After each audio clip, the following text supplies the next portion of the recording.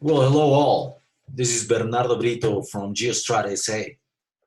presenting this webinar from Quito, the capital of Ecuador. First of all, I wish you health and safety for yourselves and your loved ones. Secondly, thanks for listening to this webinar.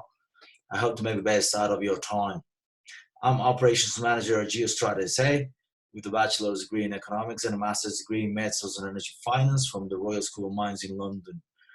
Today I'm going to talk about the historic opportunity Ecuador has for its economy with the development of the mining industry, in particular during this significant economic downturn. I've called this talk the role of mining in the economic recovery of Ecuador, next steps to development. First of all, we quickly introduce ourselves. We are Geostrat S.A., an Ecuadorian company founded in 2013, specialized in the Northern Andes, composed of earth scientists and professionals. We have more than 20 academic publications on the regional and local geology, with one mining discovery. Our principal, Dr. Cristian Vallejo, was project manager at Salazar Resources when they discovered the VHMS El Domo. Our main office is in Quito, with the lab in the outskirts of Quito, and we specialize in mining exploration solutions, corporate solutions, our own lab consulting, and specialized training. The agenda for the day is divided in three parts. The first part called Where We Are. Second part is the question, Where are we going? And the third part is how to accelerate the development. First part, we evaluate how the Ecuadorian economy is doing. Ecuador has had two major impacts, two major external shocks with this crisis. Other crises typically involve unhealthy financial system, like in the late 90s, or typical monetary and external crises, like the lost decade of the 80s, which happened across Latin America. Yet another type of crisis happens with systematic and economic investment, like it has happened in the United States with the stock market or the real estate market, which we call a bubble. Ecuador does not suffer these types of crises, so the solution is much harder. As you will see, the two external shocks have been the oil shock and the pandemic. Let's go with the first shock, the oil shock. Here's a graph of the WTI price fix for oil, upon which Ecuadorian oil is benchmarked basically in Apple and oriented oil qualities that have a discount vis-a-vis WTI given the higher sulfur and lower API. OPEC cartel, well, the OPEC cartel hasn't been able to control the price, and it's on a free fall from 60 in the beginning of the year, going all the way down to negative territory, and now sitting at around $20 to $25 a barrel, which is more than 50% fall in the oil price. The budget of the government of Ecuador was set with an oil price of $51.30. Now we are much lower right now. Ecuador's exports are made of 29% made of oil. Right now we have the pipelines ruptured that are coming back online. The Esmeraldas refinery, one of the three refineries in Ecuador, has had a major breakdown. And well, overall in the international markets, the OPEC is losing market share. And now the market share sits at 30%, which is one of the lowest in a decade or so. And it becomes very difficult for them. The US has become the largest producer of oil in the world with the shale oil boom. And now the freedom to export is making it more competitive in international markets. These have left the OPEC under weak footing. Looking long term, we gotta ask ourselves, as Ecuador, how long are we going to produce oil? Ecuador holds around 2.8 billion barrels of proved reserves, which is about 15 more years of production, but we wonder if that oil is going to come to markets. So overall, Ecuador needs to think of a newer sources of income. It remains vulnerable to international shocks, in particular in oil. Talking about the pandemic, we have a overall shutdown of the economy. Here's the real GDP change year over year. The IMF had forecast Pre-COVID, 0.2% for this year. The Ecuadorian economy was on a very weak path with high indebtedness by the public sector and low investment. It was a meager growth forecast for this year, and now we are in an even worse position with some banks already putting out their forecasts. Citi at 3.6%, Barclays at negative 4%, Goldman Sachs at negative 5.7%, World Bank at negative 6%, and even worse, IMF at negative 6.3% in the latest forecast. The IMF has called this the worst recession since the Great Depression. It would be the worst crisis in 90 years. The most important sectors of Ecuador that generate US dollars for us, because we are a dollarized economy, are the shrimp, flowers, tourism, immigrant transfers from abroad, and entertainment. All have been badly hit by the crisis. The banking crisis, the last major crisis of Ecuador, was in 1998, and it was a contraction of negative 4.7%. It was basically a currency crisis that had a faster rebound. The current economic environment is much more complex. Ecuador is dollarized and can push for asset purchases like the Fed in the US or the ECB in Europe. So we have to ask ourselves that Ecuador, given the limitations to economic and monetary, fiscal and monetary policy, we might be having one of the worst economic impacts in Latin America. So in summary, where are we? We have an economic contraction estimated at 6%, deflation with high real interest rate, unemployment to shoot up above 22%, increased poverty increasing to 31% from 25% or so, problems to honor external debt, or Ecuador has already reprofiled its debts, problems to finance the fiscal deficit, which is a huge gap for this year.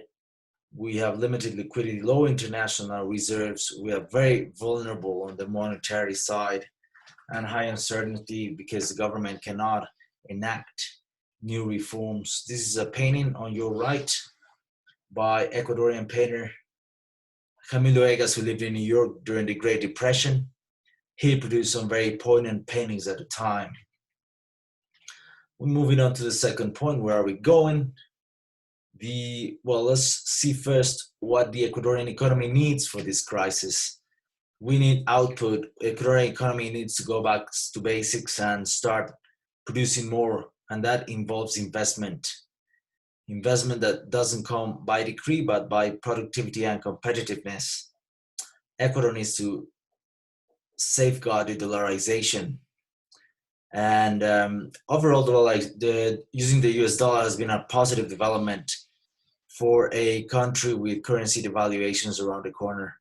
Ecuador turning to Argentina could have turned into Argentina or Venezuela if not for the US dollar. We need to create employment. Ecuador has huge underemployment. Around 50 to 60% of the Ecuadorians work informally in underemployment. This is not sustainable. We need fresh foreign capital for risk investments and long-term horizons. This is key to sustain the dollarization. And we need a more competitive private sector to absorb the reductions from the state government. The state needs to reduce its size in the economy, but we need to make the private sector more competitive. Our neighbors in the continent like Peru, Colombia, and Chile attract huge amounts of foreign investment. And we need to ask ourselves, why would the investment come to Ecuador? What makes it more attractive to come here? So the government really needs to think on what to make attractive to come to invest in Ecuador. There has been foreign investment in Ecuador, a bit of foreign investment in the last few years, and basically on the consumer sector of Ecuador, but that didn't generate enough to sustain the economy. We need investment that produces exports, so we get more currency. And we need to diversify our economy. Our economy is too dependent on very few sectors. And well, the Goldilocks industry that can meet all these conditions is the mining industry, as I shall demonstrate. Let us remember what the Italian naturalist Antonio Raimondi said a few centuries ago about Peru, that Peru is a beggar sitting on a box of gold. That may be said for Ecuador today. Quick introduction on the mining in Ecuador, largely unexplored in a very relevant, mining relevant continent in the world. Our next door neighbor, Peru, second largest producer of copper, zinc, and silver. Colombia, largest producer of thermal coal, nickel, and gold. We've had major world-class deposits with more than 1 billion tons of ore, like Alpala at Cascabel, Yurimagua, and other projects rumored to be huge as well. We have new types of deposits, in particular in the Jurassic Cordillera, such as stratabound deposits. There's potential for PGEs in the northern part of the country, laterites, etc. Fiscal regime has been improving as well. We have a windfall tax that was withdrawn, and now you know how to estimate the sovereign share for the government when you start to pay it, and called the sovereign adjustment. And there are new court judgments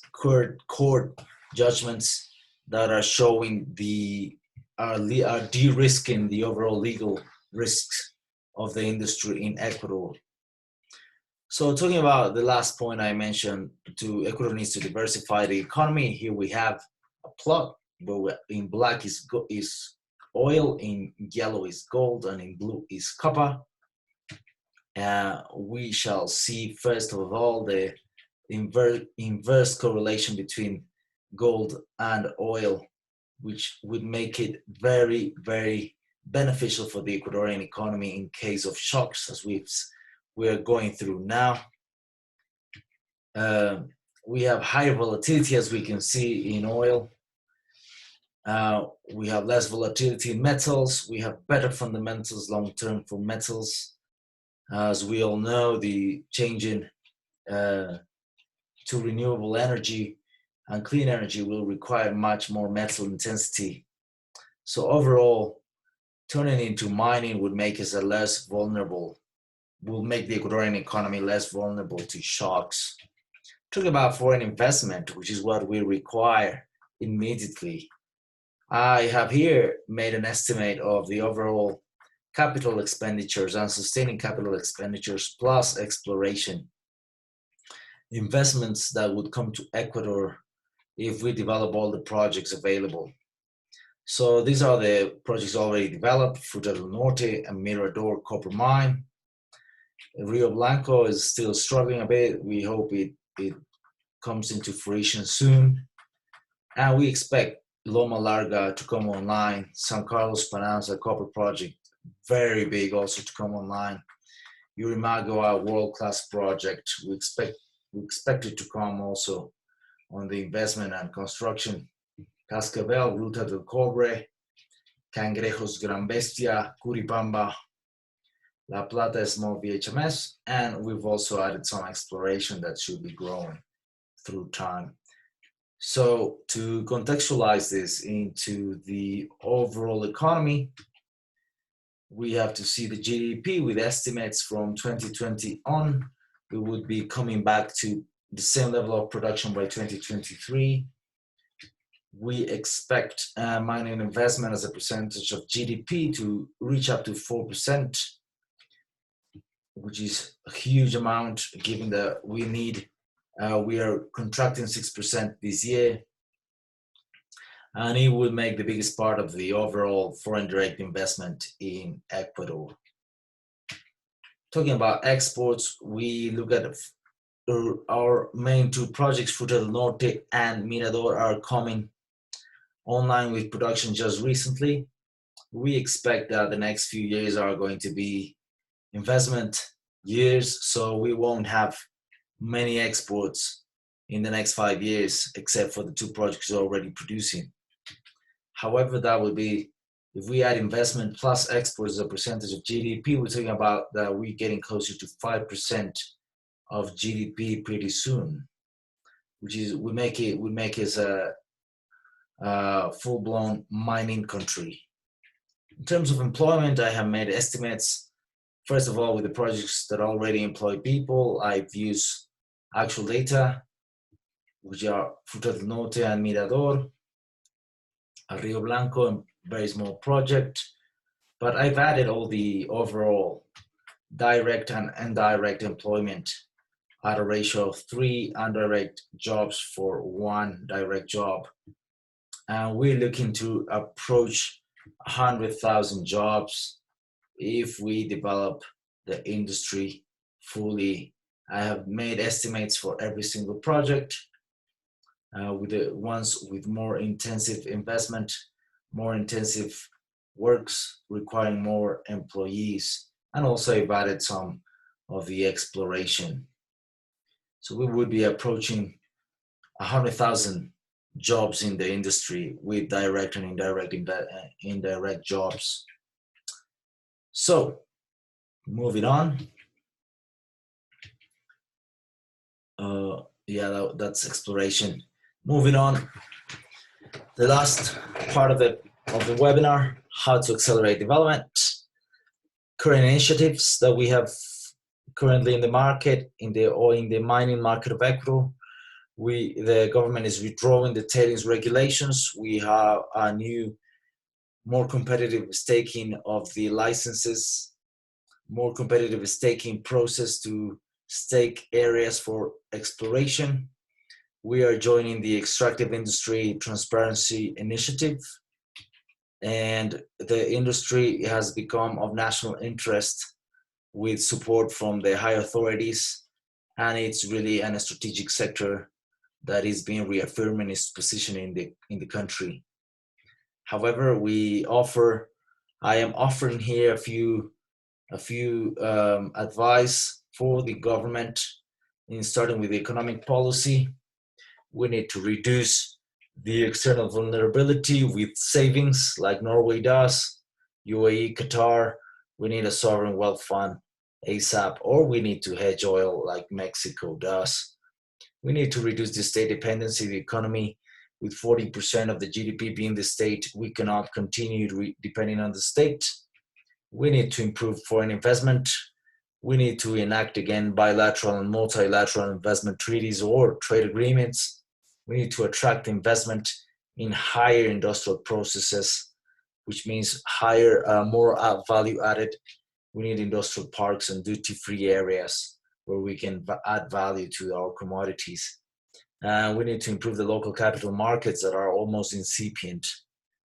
In the mining policy, I propose regulations for dialogue with local communities, and the social license is something that right now it's difficult everywhere in the world, and we need to take initiative on that. Remove the red tape for the regulations.